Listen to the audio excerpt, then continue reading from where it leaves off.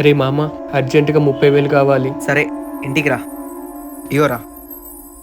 ఏరా ₹1,00,000 తీసుకున్నావు, ఇచ్చేది తెలియదా? ఇంటి సామాను మొత్తం బయట పారేది, అప్పుడు తీసుకొచ్చి ఇస్తావు. అన్న ఒక్క నిమిషం ఆగనన్న, ఒక ఫోన్ చేసుకుంటా. మామ పైసలు గలగలలాడుతున్నాయి, నైట్ దావతేగా.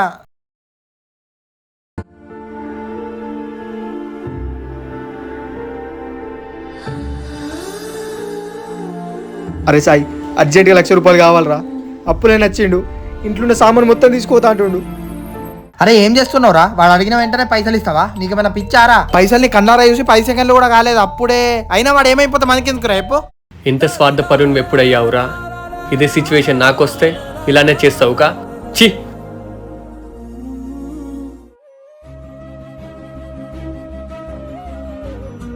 థ్యాంక్స్ రా సాయి, టైంకి హెల్ప్ చేసినావు.